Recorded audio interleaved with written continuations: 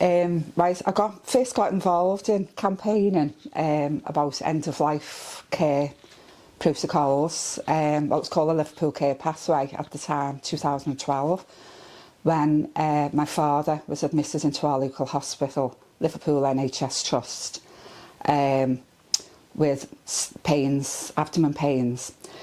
He got all relevant tests. It should have only been an overnight stay. He got diagnosed with constipation. There was nothing sinister going on. But the overnight stay turned into 8 months, 7 of them in critical care.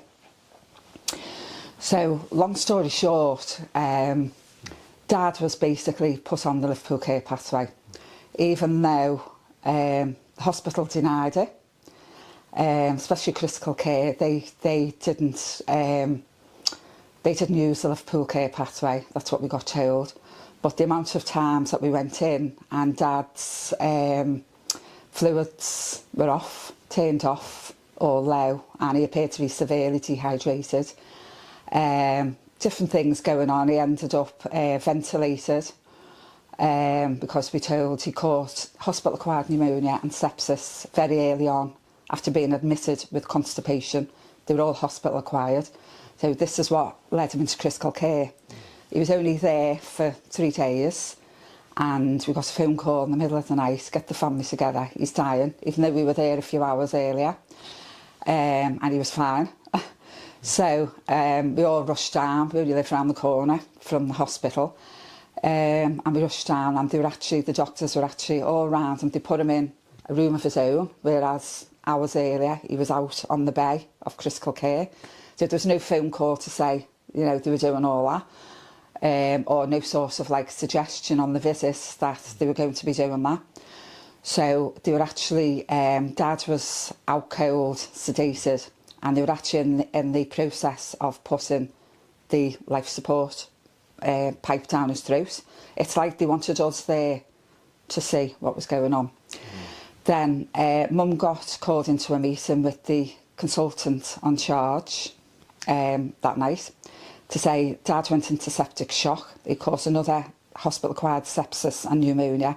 He went into septic shock, and in their opinions, Dad would die within 48 hours.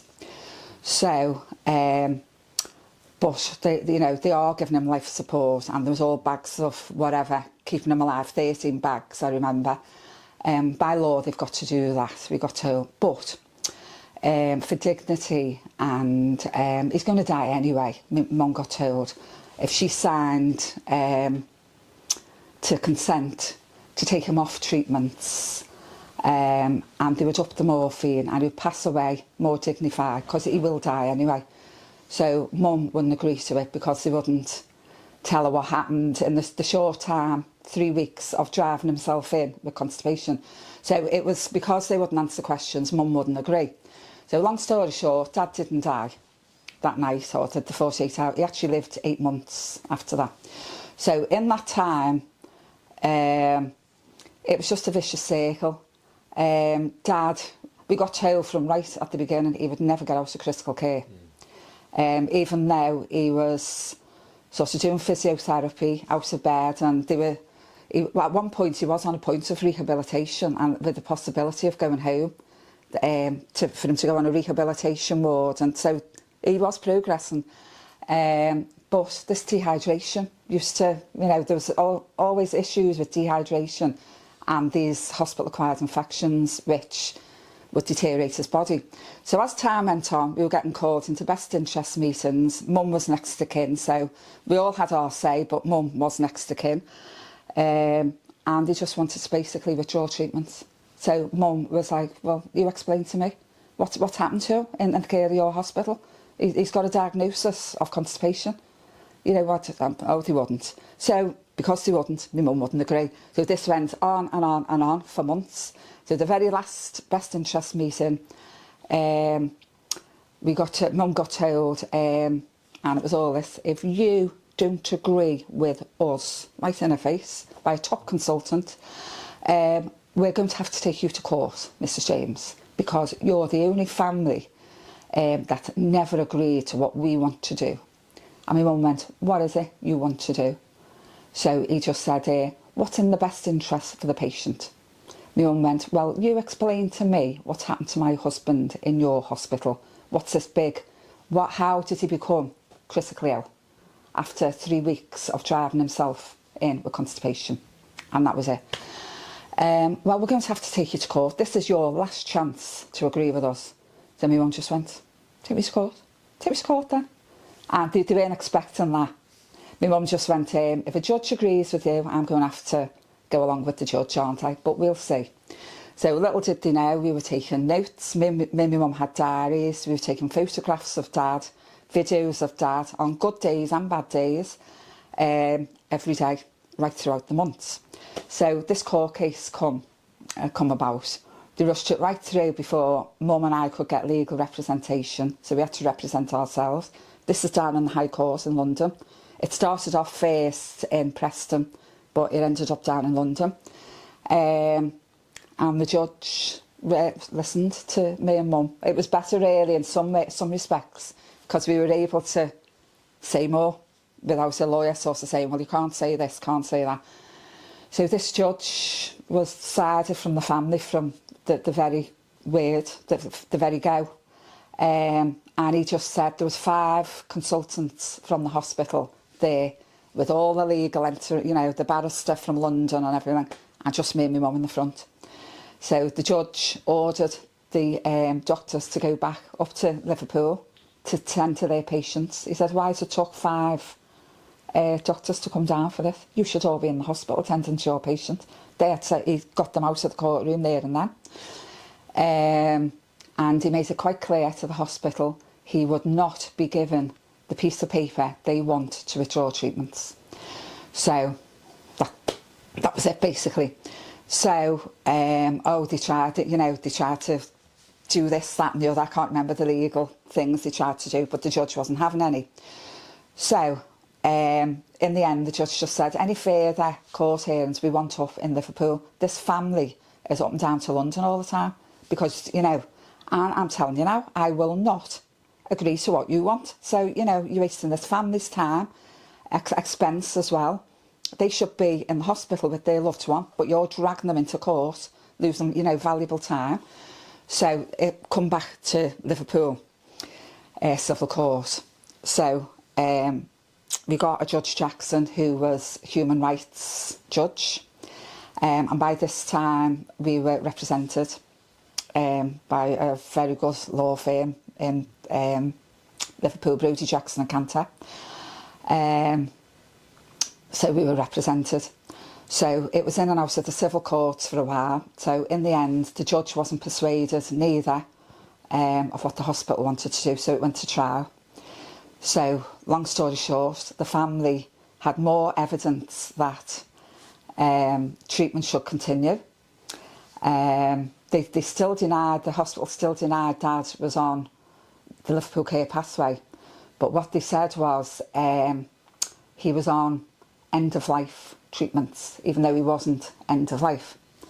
So, to me, the Liverpool Care Pathway, end-of-life care, palliative care, through our experience with Mum, recent experience in the same hospital, it's all the same thing. All the same thing, it's just worded different. The same drugs come into it. Palliative care and end-of-life care is not black and white, it's a very grey area. End-of-life drugs, even though patients can live years on palliative care, end-of-life drugs can easily be brought into it to shorten the lives. It can easily be done, which we've witnessed recently with a lot of patients in the same hospital.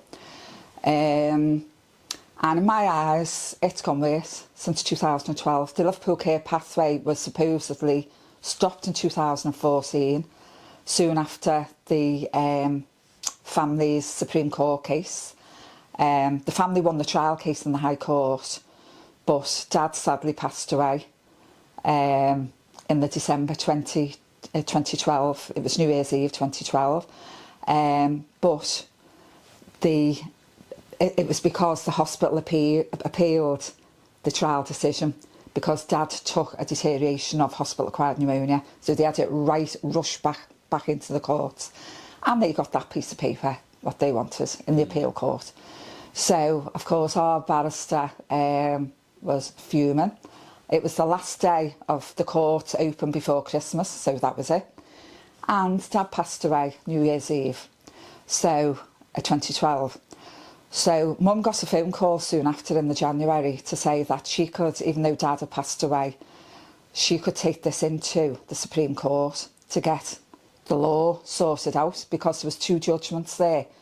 One from the High Court trial case, which the family won, and another judgment was passed through the appeal court, which the hospital had overturned the trial.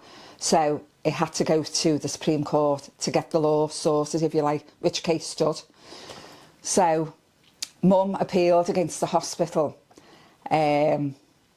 She lost the appeal, but what happened was the appeal court judgment, it was more or less ripped up, and it went back to the trial case, what the family won. So even though, it's like, to me, they tried to keep both sides happy. They tried to keep the hospital happy by Mum losing the appeal, and tried to keep the family happy by it going back to the High Court judgment, and the hospital's appeal court was ripped up, basically. So that still stands today. It sets a precedent in the Supreme Court to help other families going through similar things with end-of-life care protocols. For patients in critical care who doctors say the patients lack capacity. Now, in my eyes, you don't have to be in critical care to lack capacity. You can be on an ordinary hospital ward. But if it happens for families to be the patient's voice in what the patient's wishes are, and the family's wishes. Now, that still stands today. It's still being used as case law, Aintree versus James. And it's been used in quite a lot of cases that I know of. So that's that. So, excellent. Yeah, so that was the Supreme Court case. Yeah, the Mum set a precedent. It was a high-profile landmark case. It was all in the mainstream media. The judge brought the media in. The hospital didn't want it, but Judge Jackson brought the media in. In his words, he didn't want this case to be brushed under the carpet. He's one of these judges where he's pushing for cameras in the courts for cases, and he wanted this in the media. It wasn't the family, it was him. So that's how it all got in the mainstream media, and it did end up in the Supreme Court as a landmark case, high-profile case, which, as I say, still stands today.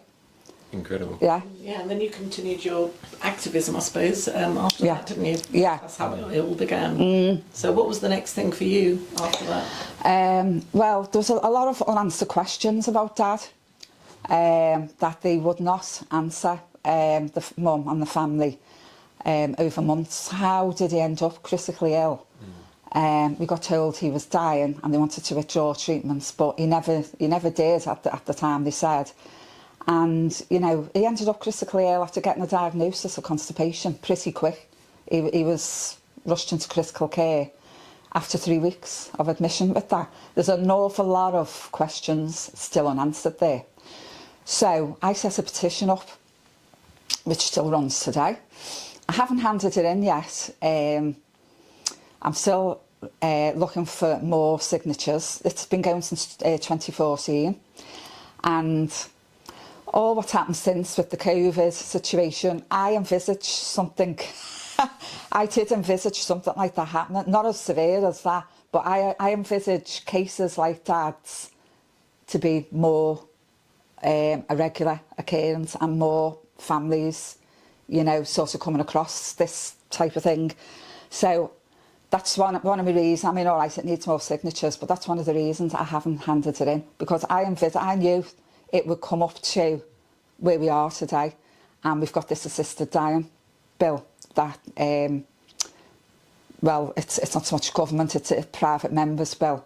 They're trying to get it pushed into Parliament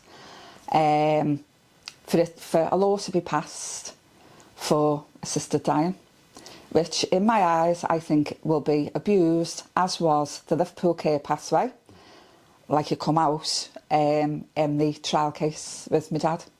Yeah.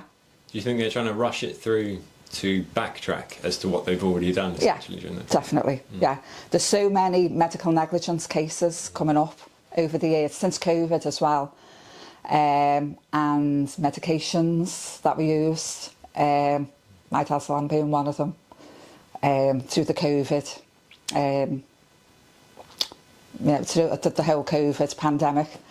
That's sort of getting out now, isn't it? What happened there with my dad's lamb, especially in the care homes, happening in the hospitals as well. And also the vaccines. Both me and my mum never had a vaccine because we were well clued up to what's going on, well clued up. And, you know, our experience is the NHS don't sort of push medications or offer so widely, I mean, the cost of everything, if there's not a hidden agenda behind it. These treatments that people do need and people need today, i.e. cancer treatments, they're not always getting. And the excuse to me is delays, short-staffed. It's like an excuse. So in our experience of medications especially, there's always hidden agendas if medications or care treatments, care plans are pushed. And what you sort of need or want, you don't get easily. That was our experience. So that's why we never had a vaccine. And look what's coming out with the vaccines now. Do you believe that the COVID protocols, including NG163, were ramped up at the start? Definitely, and it's still going on, Yeah, Jacqui. It is still going on. Speaking to people on a weekly basis, yeah. Stories coming yeah. through. I mean, I can't say too much, to be honest. We've had a recent experience of a close family member, for legal reasons, I can't go into it, who passed away. Similar thing as Dad, who went in with, had a fall, broke a hip, but was rectified right away, that they had a walking again and everything. But medical negligence occurred very soon after, in fact within 2 weeks of admission with a broken hip. Hospital-acquired pneumonia was brought into it. Do not resuscitate. The same pattern as Dad. That's how I knew. And the family member did actually get home because family were battling against the hospital. We wanted to put her into care home. But we did actually get our family member home. But on the sort of agreement that for 24-hour care, which happened through deteriorations and negligence, there wasn't, our family member didn't warrant 24-hour care before her fall. She was living a normal life and wasn't on any medications at all. Hadn't been to the doctors for years. Quite very fit and healthy for her age. And she looked well for her age, didn't look her age, she was 79.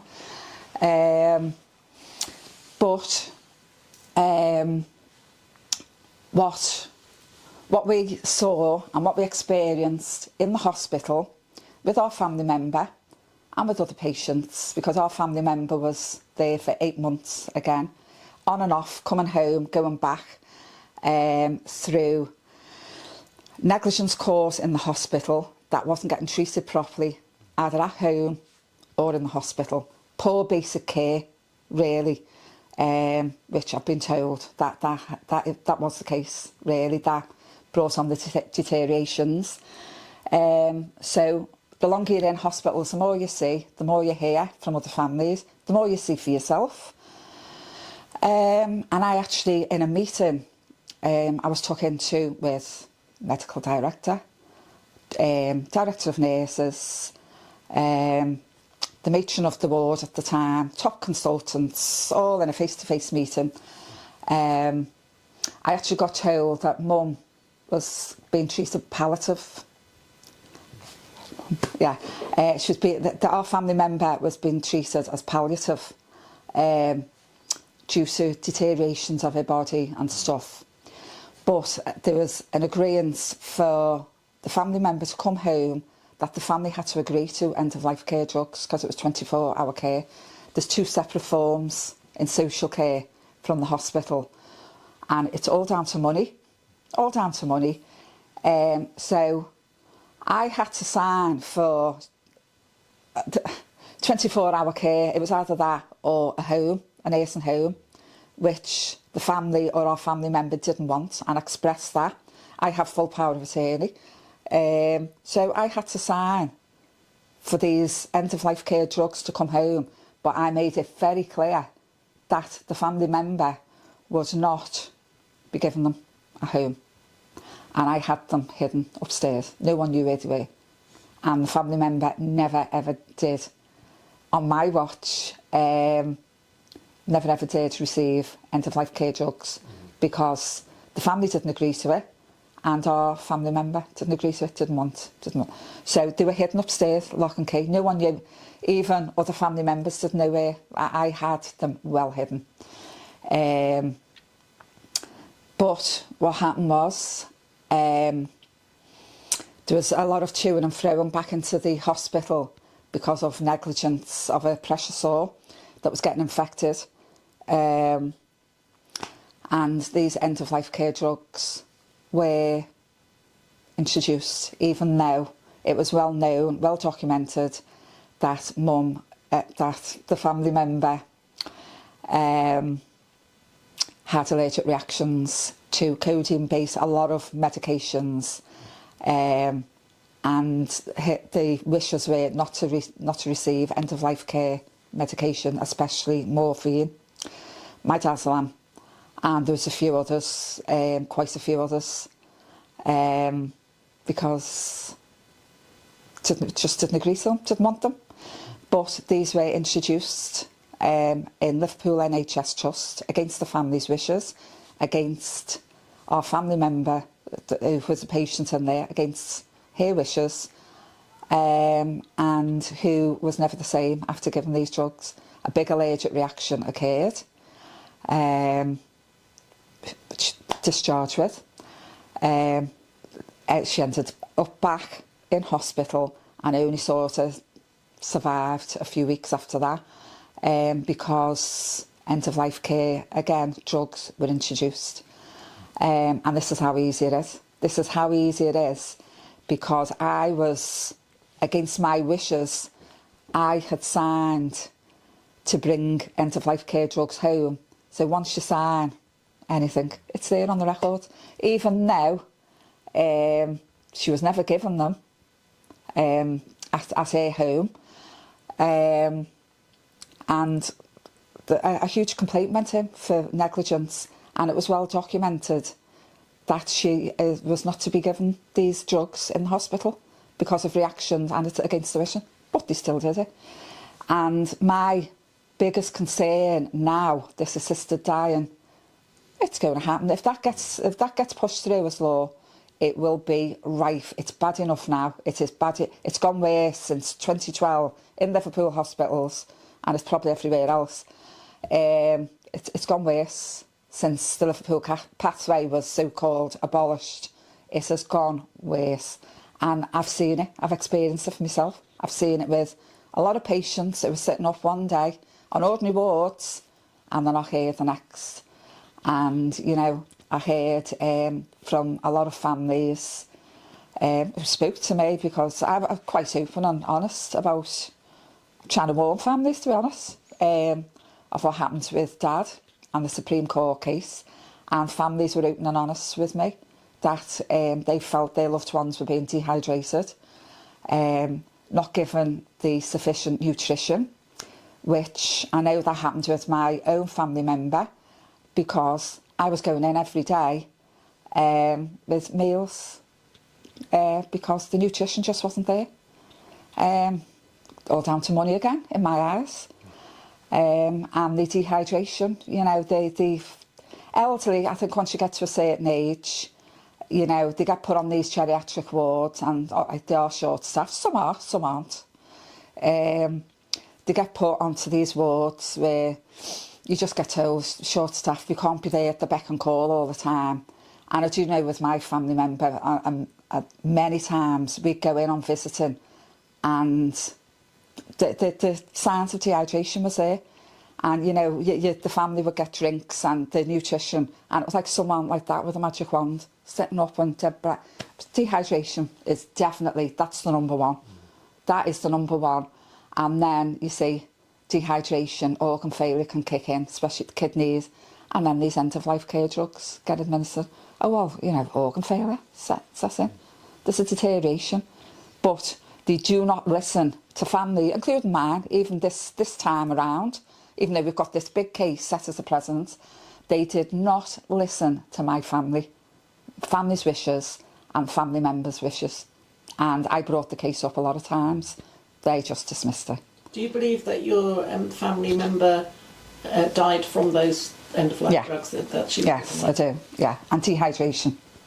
I do believe she was dehydrated. Well, the signs were there. I do believe that, well, I do know one end-of-life care drug was administered to her, because I was there, on the day before she passed away. And my concerns I raised, that to me she looks sedated. So what else has she been given? I'm still waiting for answers on that. She was out cold for a good 6-7 hours, and she finally come round. It was about 9:30, 10 o'clock in the night. So she's had no fluids hooked up to her. She wasn't awake to take oral fluids. She missed her tea. I was there with a meal. She had a meal. As soon as she woke up, she was starving, thirsty. Julie, can you just get me a drink? She was very thirsty. She was dehydrated, and she was very hungry as well. And she passed away the next day around about dinner time. I just got told she was fine when I left. I left her, which was about just before midnight that night. I was exhausted myself. I needed to get to bed and something to eat myself. And I was only home for an hour, and I got a phone call. A massive deterioration, her blood pressure's plummeted. That can happen with dehydration, can't it? And medications. So yeah, I do believe that. But I'm waiting on answers. 2 seconds. Thanks.